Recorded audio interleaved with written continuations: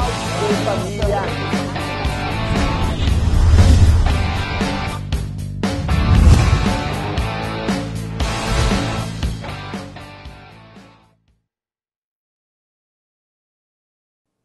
Olá, meu nome é Wellington Antunes, eu sou professor de Direito Constitucional e nessa aula nós vamos tratar do tema Poder Executivo. Vamos comentar principalmente os artigos 76 a 83 do texto constitucional. Vamos verificar como é que é exercido o poder executivo, como se dá a eleição para presidente, para vice. Vamos verificar quais são os efeitos, por exemplo, da dupla vacância. Se, por exemplo, houver a renúncia do presidente, do vice, quais são os efeitos disso. E vamos verificar também como é que a Constituição trata da questão do sucessor, dos substitutos do presidente. Vamos lá? Vem comigo aqui. Olha só. Então, nosso tema, poder executivo do presidente e do vice-presidente da República. Aqui, os artigos principais são os artigos 76 até o artigo 83 do texto constitucional.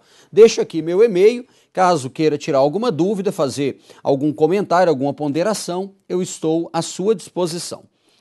Vamos começar aqui com as nossas notas introdutórias. Veja, a primeira coisa importante é só relembrar que o Brasil adota o sistema de governo. Qual é o sistema de governo adotado, hein, amigos? Me ajuda. O nosso sistema de governo é o presidencialismo. Lembrando que a nossa forma de governo é a república e o nosso regime de governo é o Estado Democrático de Direito. No presidencialismo, nós temos uma característica. Qual é?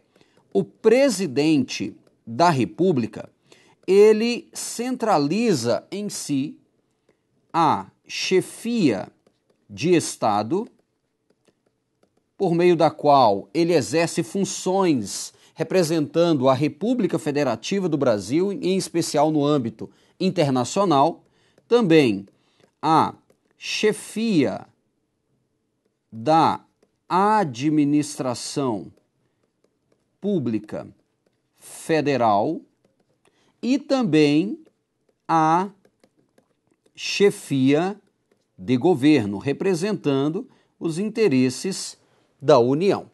Então, por exemplo, quando o presidente, lá no 84, inciso 19, declara guerra, ele age como chefe de Estado.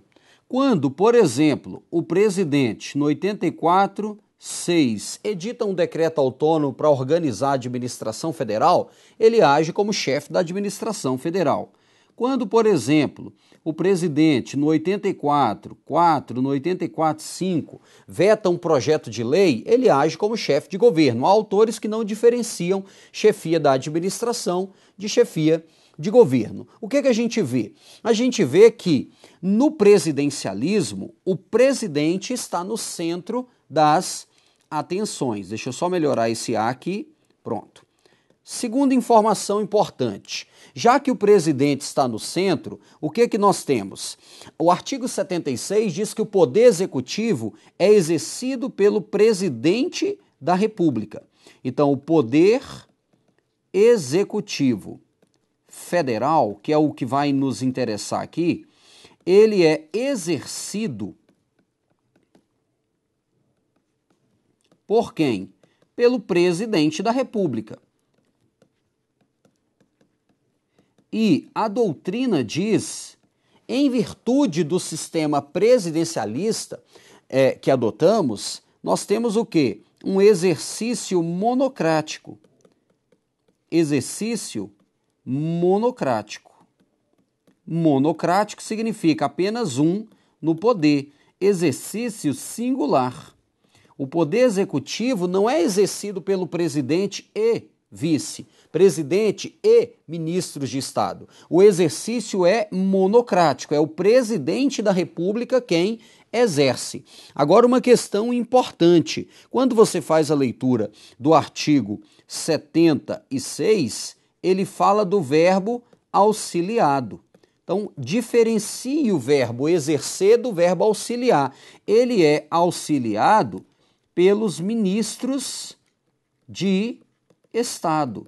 Os ministros de Estado são agentes políticos nomeados pelo presidente da República. Se você pega o artigo 84, inciso 2, e combina com o artigo 87, você vai ver que os ministros de Estado são nomeados livremente pelo presidente da República, dentre brasileiros maiores de 21 anos no exercício de direitos políticos. Questão importante, além desse auxílio dos ministros de Estado, o presidente da República também recebe um auxílio de quem? Do vice-presidente. O artigo 79 deixa isso claro. O artigo 79 fala para nós que o vice-presidente, além de outras atribuições previstas em lei complementar, ele vai auxiliar o presidente. Então vamos deixar aqui o artigo 79, em especial o seu parágrafo único. Então, diferencie o verbo exercer, o poder executivo é exercido pelo presidente, do verbo auxiliar. Quem auxilia são os ministros de Estado e também o vice-presidente da República. Se nós aqui pensarmos em uma simetria e pensarmos no poder executivo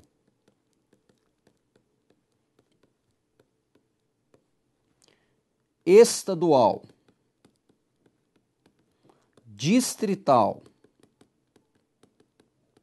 e municipal, nós também poderemos adotar essa ideia. Ó.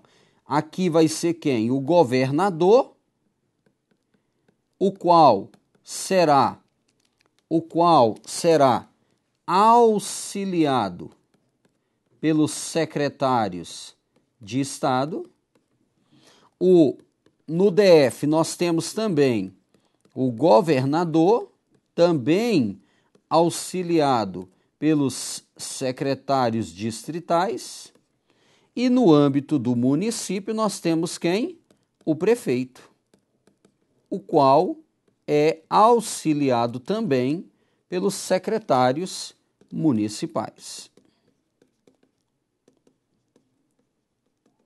Lembrando que todos eles também têm o seu vice respectivo. Então, nessa nota introdutória, o Poder Executivo Federal, que é o que nos interessa, será exercido pelo Presidente da República. Esse é um exercício monocrático e ele é auxiliado pelos ministros de Estado e também auxiliado pelo Vice-Presidente da República.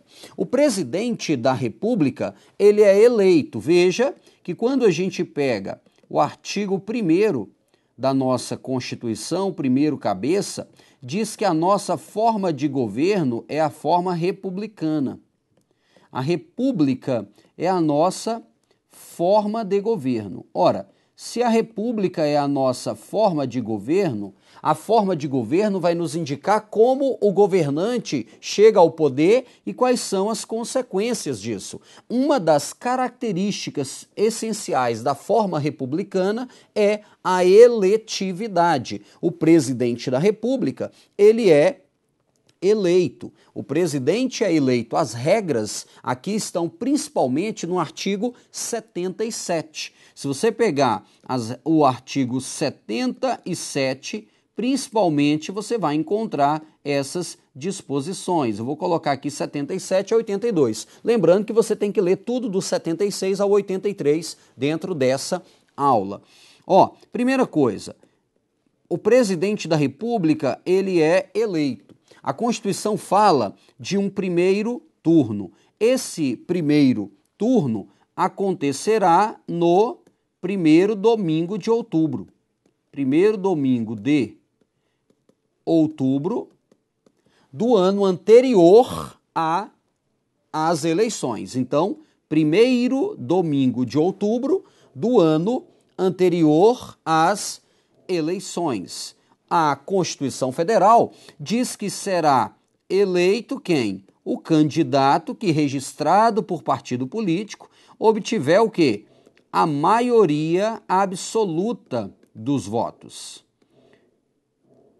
Vai ser eleito quem obtiver a maioria absoluta dos votos. Lembrando que não são computados o quê?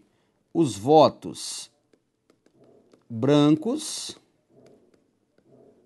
e também não são computados os votos nulos.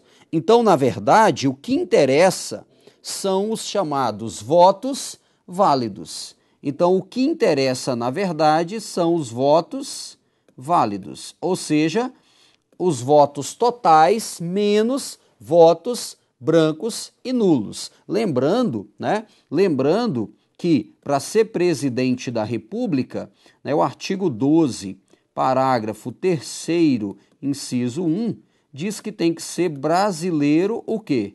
Tem que ser brasileiro nato. Se nós pegarmos o artigo 14, parágrafo 3º, inciso 6, ele diz que a idade mínima para ser presidente é de 35 anos. E no próprio parágrafo 3º nós temos as condições de elegibilidade. Então, será considerado eleito no primeiro turno o candidato que obtiver o quê? A maioria absoluta dos votos. Quem obtiver a maioria absoluta dos votos no primeiro turno, pronto, já está eleito. Lembrando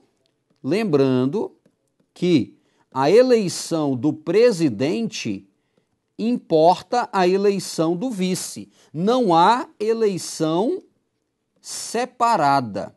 A eleição para presidente e vice é sempre conjunta. Então, a eleição do presidente importa a do vice com ele registrado, é uma chapa. Então, não há eleição só para presidente ou só para vice-presidente. Detalhe, se o candidato obtiver a maioria absoluta dos votos válidos já no primeiro turno, pronto, já está eleito. Porém, se ninguém obtiver a maioria absoluta no primeiro turno, aí nós vamos sim falar de segundo turno. Veja que aqui, o que vale aqui é o chamado princípio majoritário.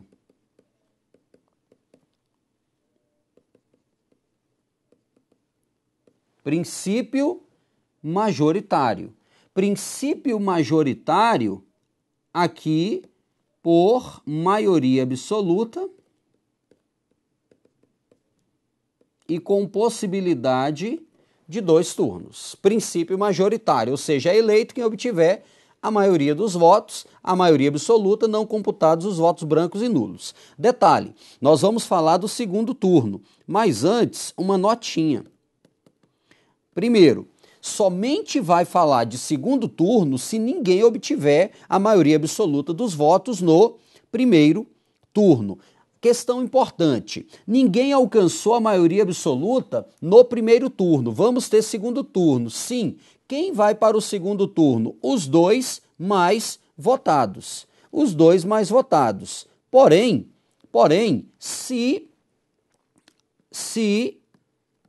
houver morte, desistência ou impedimento de candidato, quem é que vai para o segundo turno?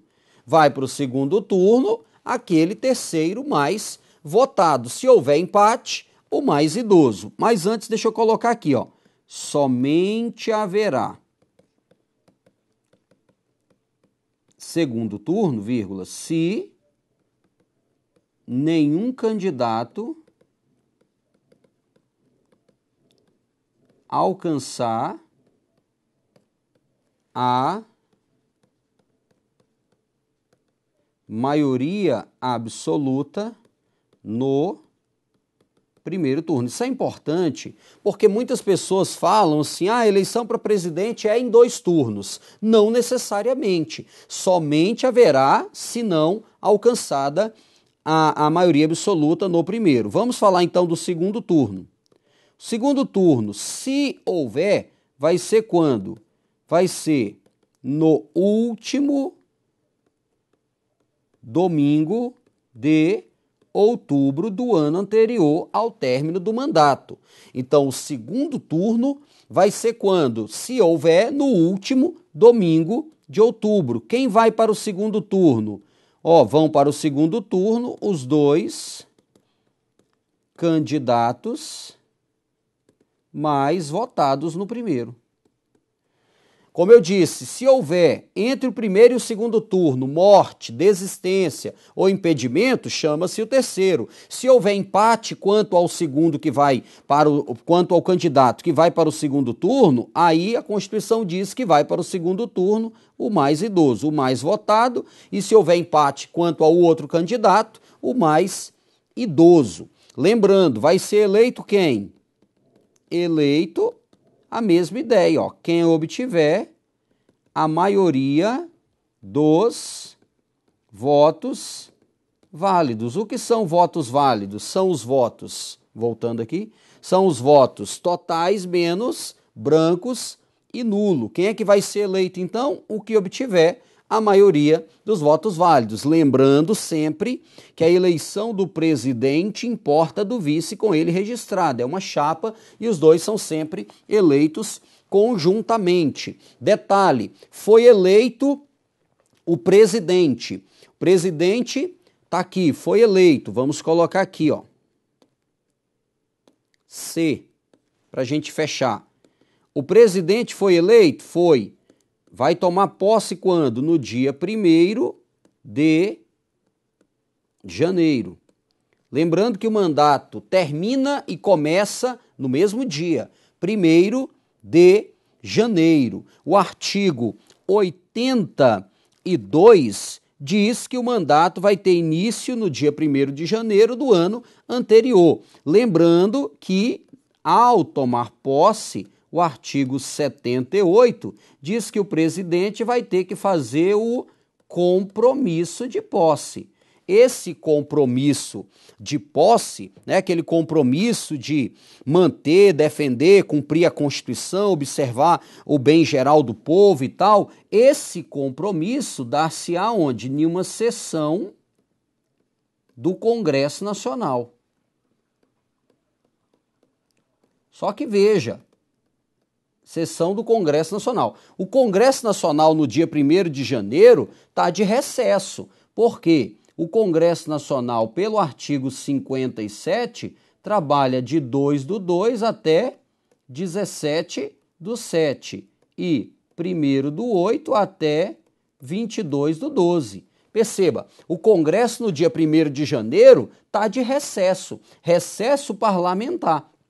E aí, a Constituição diz, vale aqui anotar, o artigo 57, parágrafo 6º, inciso 1, 57, parágrafo 6º, inciso 1, ela diz que o presidente do Senado Federal vai convocar extraordinariamente o Congresso Nacional exatamente para receber o compromisso e posse do presidente da República. Tomou posse, o presidente agora vai exercer o seu mandato. Vale destacar que a Constituição diz que ele pode tomar posse, aqui 1º de janeiro, ou ainda ele tem 10 dias para fazer isso, salvo motivo de força maior. Depois vale a pena dar uma lida lá nos artigos 76 até 82. Uma questão importante é que o presidente tomou posse, se ele quiser se ausentar do país, fica atento com isso, ausentar do país. Se a ausência é por um período superior a 15 dias, a Constituição diz que tem que haver uma licença do Congresso Nacional, sob pena de ele perder o cargo. Licença do Congresso. Isso aqui é o que está lá, por exemplo, no artigo 83. Então, fica atento com essa questão. Então, olha só, até aqui a gente já viu quem é que exerce o poder executivo, quem são os auxiliares, como se dá a eleição, primeiro turno, segundo turno. Vimos que o segundo turno somente haverá se no primeiro turno ninguém tiver alcançado a maioria absoluta. Vale destacar que essas disposições aplicam-se no âmbito estadual e também no âmbito distrital. Quanto ao município, vale destacar o artigo 29, inciso 2. A Constituição diz que as regras do artigo 77, essas regras que a gente acabou de analisar sobre a eleição, só se aplicam para os municípios que tenham mais de 200 mil eleitores. Então, para os estados e para o Distrito Federal, o artigo 28 diz que o 77 se aplica. Inclusive, o artigo 77 ele tem uma redação praticamente igual à do artigo 28. Agora, fica atento. Nos municípios, somente serão aplicadas as regras do 77, principalmente questão de segundo turno, se o município tiver mais de 200 mil eleitores. Tudo bem? Vamos analisar algumas decisões do Supremo? Vem comigo. Olha só. Então a gente já viu toda essa parte. Olha só. Até eu coloquei aqui, ó. Presidente e vice, ausência do país. Aí o Supremo entendeu o seguinte: afronta os princípios constitucionais da harmonia e da independência entre os poderes e da liberdade de locomoção, norma estadual que exige prévia licença da Assembleia Legislativa para que o governador e vice possam ausentar-se do país por qualquer prazo. Porque nós vimos que a Constituição fala de mais de 15 dias. Espécie de autorização que, segundo o modelo federal, somente se exige essa autorização ou licença quando o afastamento exceder 15 dias. Aplicação do princípio da simetria. Então perceba que aquela regra de que o presidente só pode se ausentar do país por período superior a 15 dias se houver licença ou autorização do Congresso, pelo princípio da simetria, deve ser também aplicado no âmbito dos estados e do DF.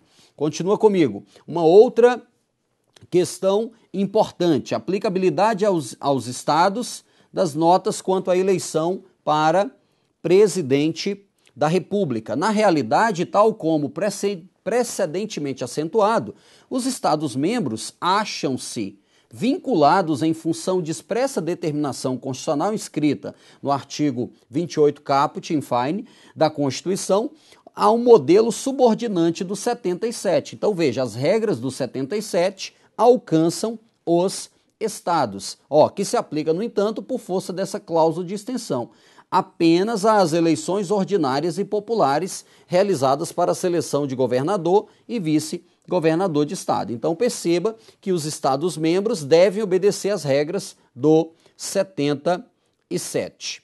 Aqui mais uma questão: aplicabilidade aos estados-membros. O estado-membro dispõe de competência para disciplinar o processo de escolha por sua Assembleia Legislativa do governador e do vice-governador do estado, nas hipóteses em que se verificar a dupla vacância desses cargos nos últimos 2 anos do período governamental. Essa competência legislativa do estado-membro decorre da capacidade de autogoverno que lhe outorgou a própria Carta da República.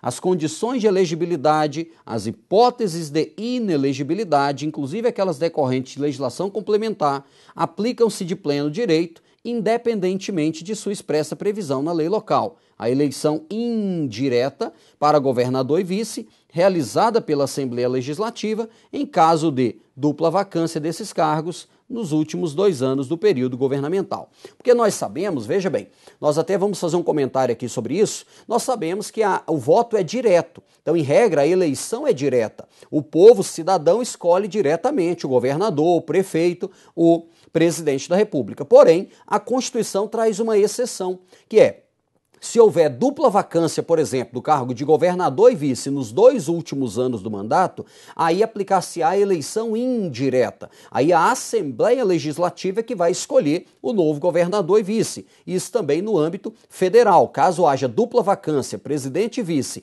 nos 2 últimos anos do mandato, haverá então uma eleição indireta feita pelo Congresso Nacional na forma da lei. A gente vai até fazer um comentário sobre isso. Vamos lá? Joga aqui na tela comigo. Olha só. Vamos, inclusive, analisar essa questão. Efeitos da dupla vacância. Vamos dividir aqui, ó. Dupla vacância, o presidente e o vice, o presidente e o vice, por exemplo, renunciaram, o presidente e o vice foram cassados, houve o impeachment, ou ainda no caso de morte, presidente e vice morreram. Dupla vacância, o que é que eu tenho que colocar? Nos 2 primeiros anos do mandato. E eu tenho que colocar nos 2 últimos anos do mandato. Então, diferencie. Quando há dupla vacância, o que é importante? Eu tenho que saber se essa dupla vacância aconteceu nos 2 primeiros anos ou nos 2 últimos, porque vai ter consequência diferente. Se foi nos 2 primeiros anos, a Constituição diz que haverá nova eleição. Nova eleição direta. O povo vai escolher o novo presidente e o novo vice. Qual é o prazo? O prazo é em até 90 dias depois de aberta a última vaga. Então, nova eleição direta em até 90 dias. Caso a dupla vacância ocorra nos 2 últimos anos do mandato, a Constituição diz que haverá uma eleição indireta. É uma exceção ao voto direto. Quem vai fazer essa eleição, quem vai eleger o novo presidente e o novo vice, é o Congresso Nacional na forma da lei. E o prazo aqui é um prazo de 30 dias contados da abertura da última vaga. Uma notinha importante. Nota. A nota é o chamado mandato tampão. Nesse caso aqui, os eleitos vão apenas completar o mandato. Os eleitos apenas completarão o mandato. Então, eles não vão ter direito a um mandato novinho em folha de 4 anos, não. Lembra que o presidente da República tem mandato de 4 anos e com a emenda 16 de 97, o presidente pode ser reeleito para um único período subsequente. Nesse caso aqui, os novos eleitos vão apenas o quê? Completar o mandato de seus antecessores. Então, diferencie dupla vacância nos 2 primeiros anos, nova eleição direta, prazo 90 dias depois de aberta a última vaga, e eleição nos 2 últimos anos do mandato. Aí, dupla vacância nos 2 últimos anos, teremos uma eleição indireta feita pelo Congresso Nacional na forma da lei. Legal? Fica atento com essa questão. Aqui, agora uma decisão do Supremo Tribunal Federal que diz o seguinte, a reserva de lei constante do 81 parágrafo 1º, o 81 parágrafo 1º é o que cuida exatamente da dupla vacância.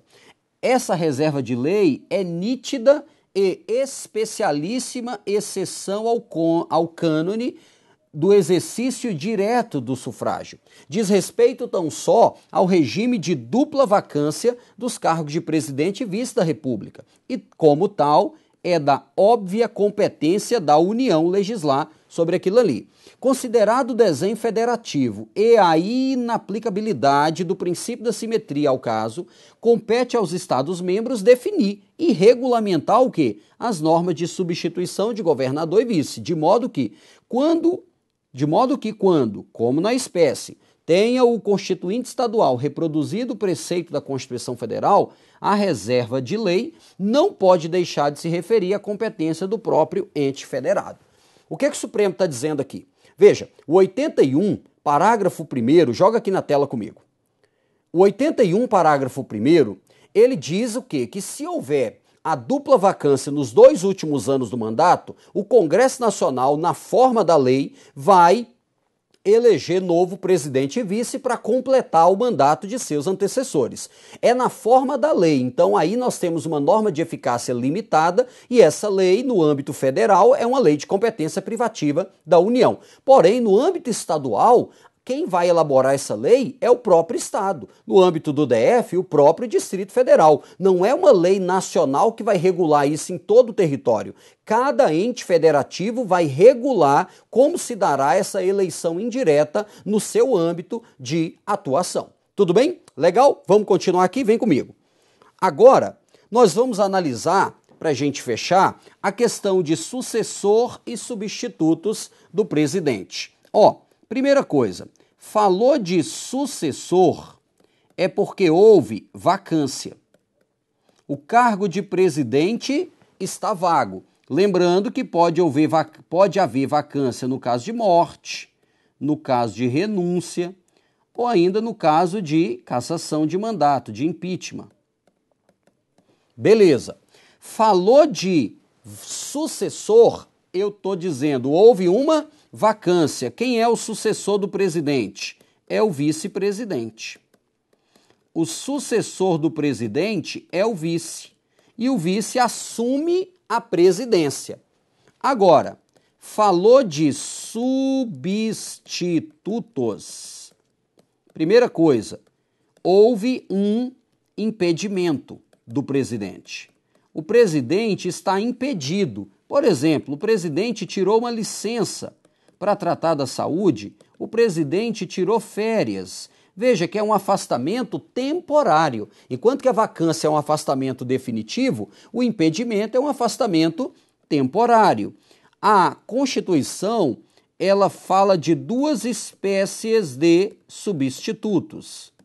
O substituto direto e os chamados substitutos eventuais. O substituto direto do presidente, quem é? O vice-presidente. É a principal função do vice. Porém, nós podemos ter casos em que não há presidente nem o vice. Aí nós teremos que chamar os substitutos eventuais, nesta ordem que eu vou te indicar aqui. O primeiro substituto eventual do presidente é o presidente da Câmara dos Deputados. Na ordem, depois o presidente do Senado Federal e, por fim, o presidente do Supremo Tribunal Federal. Então fica atento. Falou de sucessor é porque houve uma vacância. Falou de substitutos, eu tenho tanto o vice quanto os substitutos eventuais. Legal? Tudo bem? Então aqui eu termino essa aula com você. Vale a pena depois dar uma lida cuidadosa nos artigos 76 até 83 do texto constitucional. Um grande abraço e até a próxima.